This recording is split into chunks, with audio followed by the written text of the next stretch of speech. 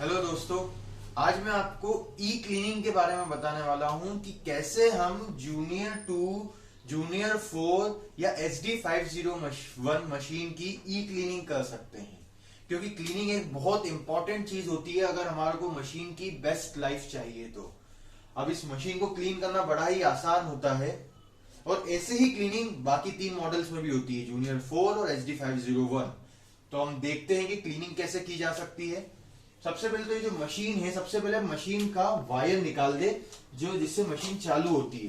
First step यह रहती है कि मैंने मशीन का वायर निकाल लिया, क्योंकि क्लीनिंग के अंदर मशीन को ऑन करने की आवश्यकता नहीं पड़ती है। सेकंड स्टेप, यहां से मैं इसको खोलूंगा, बॉक्स को, ये आराम से खुल जाता है। पुश बटन लगा रहता है, जैसे ही दबाओ वैसे खुल जाएगा। फिर उसके बाद में जो फिल्टर लगा हुआ है मैं इसे निकाल लूंगा। कैसे निकलेगा, ये इधर इस साइड करते हैं तो इंस्टॉल, उस साइड करते हैं तो रिमूव, ये ऐसे रिमूव हो जाएगा। ऐसे मैंने फिल्टर को निकाला।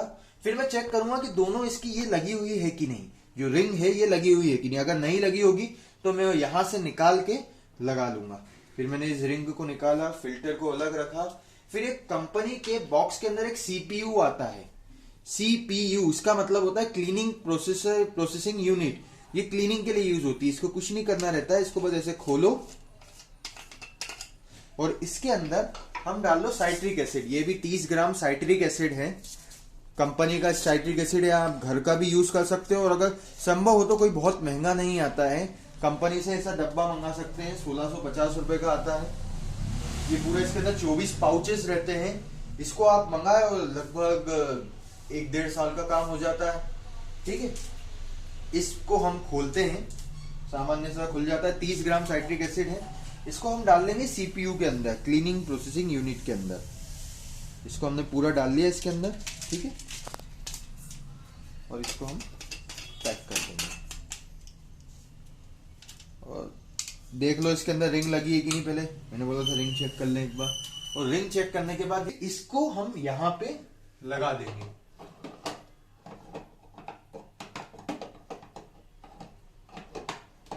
ये इसको यहां पे लगाने के बाद रिंग यहां पे टाइट कर दो। ये इंस्टॉल हो गया और इसको हम यहां पे पैक कर देते हैं। फिर इसको बंद करने के बाद एक बार ध्यान से देख लीजिए कि ये अच्छे से लगा रहता है कि नहीं। इसको इंस्टॉल इधर करके करते हैं हम। ये जो रिंग है इसको लगाने के बाद हम इसको इंस्टॉल इधर करके करते हैं। ठीक है, फिर इसको पैक कर दीजिए, बड़ा आसानी से पैक हो जाएगा। इसको धक्का दीजिए, ये बंद हो जाएगा। अब कुछ नहीं करना है, अब हमारे को सिर्फ मोटर चालू करनी है, सिर्फ मोटर चालू करनी है। मशीन का तार हम निकाल चुके हैं, मशीन ऑन करने की आवश्यकता नहीं पड़ती है। मोटर चालू करने के बाद हमारे को ये जो पाइप है, ये वाला पाइप और ये वाला पाइप, दोनों एक ग्लास के अंदर ले लें और ये हम पानी स्टोर कर लें इसके अंदर। लगभग ये और आ जाएगा पानी इसके अंदर। जैसे ही मैं चालू करूंगा यहां से,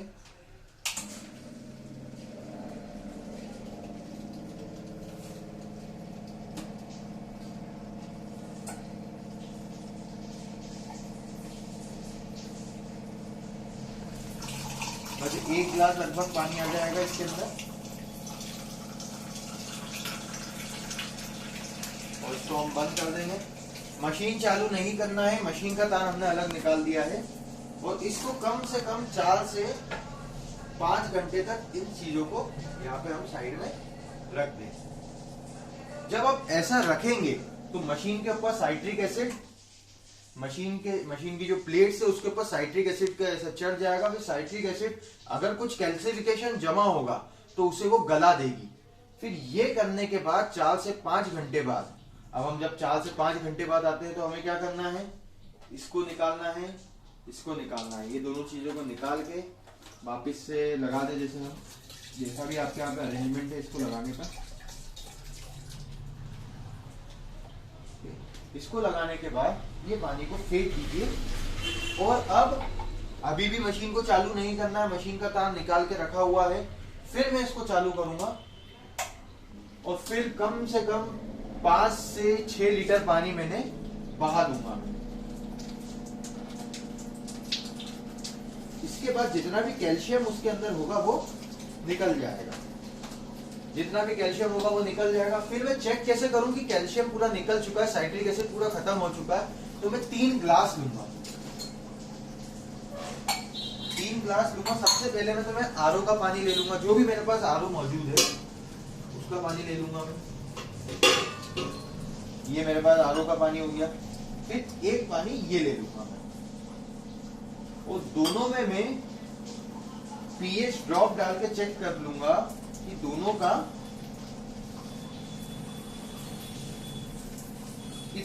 जो पीएच है वो सेम आ रहा है। और दोनों का पीएच जैसे ही सेम आया यानी कि मशीन क्लीन हो चुकी है। फिर भी आपको याद रखना है कि 5 से 6 लीटर पानी आपको निकालना ही है।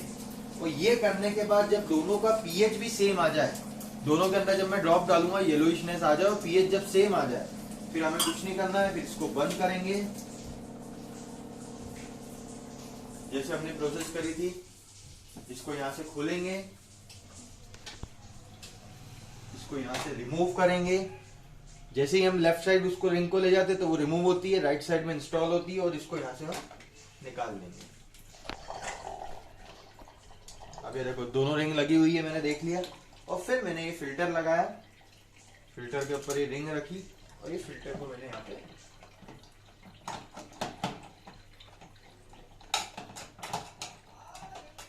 मेरे को देखना है कि दोनों पॉइंट उसके अंदर चले गए कि नहीं। ठीक है, ये पूरा जैसे ही चल जाएगा तो पूरी रिंग बैठ जाएगी अंदर। और फिर मैंने रिंग को राइट साइड में कर लिया, यानी कि अब ये इंस्टॉल हो चुकी है। आप देखिए इधर पूरा अच्छे से इंस्टॉल नहीं हुई तो वो पीछे से उठा हुआ दिखेगा, वो पीछे से उठा हुआ दिख रहा है, तो ये अच्छे से इंस्टॉल नहीं हुई है। तो इस चीज का हमें ध्यान रखना है, इसको पूरा ये ढंग से ऐसे जाए और पूरा आप देखो अब वो पूरा बैठ गया नीचे। ये परफेक्ट फिटिंग है। उसको रिमूव करना है तो ऐसे, इसको इंस्टॉल करना है तो ऐसे। और इसको हम बंद करने के बाद,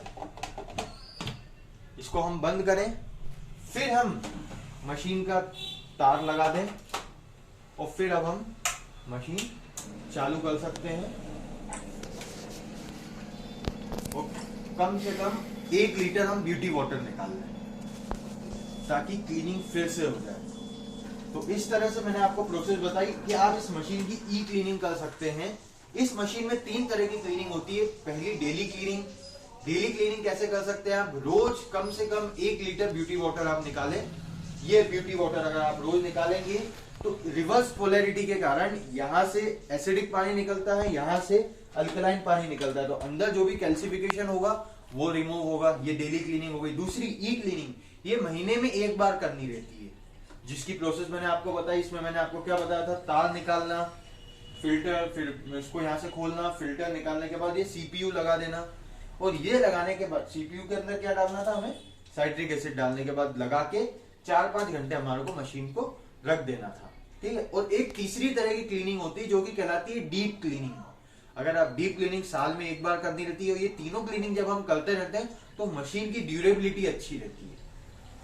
और मैं तो आपको यही रिकमेंड करूंगा कि आप कंपनी से ये बॉक्स मंगा ले, कोई बहुत महंगा नहीं आता है। हमने अगर 1.5 लाख 3 लाख की मशीन ली है तो 1650 रुपए 1.5 साल के खर्च करना कोई दिक्कत वाली बात नहीं है। क्योंकि ये जो साइट्रिक एसिड रहता है ये एप्पल वाला रहता है। जो साइट्रिक एसिड नींबू का रहता है और एक एप्पल वाला रहता है, तो कंपनी हमारी बोलती है कि ये एप्पल वाला साइट्रिक एसिड, इसको यूज करेंगे तो मशीन की प्लेट्स ज्यादा स्ट्रांग रहेगी, ज्यादा बेटर रहेगी। धन्यवाद दोस्तों। आपको ई क्लीनिंग पे और भी अगर कोई डाउट्स आते हैं तो आप मुझे संपर्क कर सकते हैं। धन्यवाद।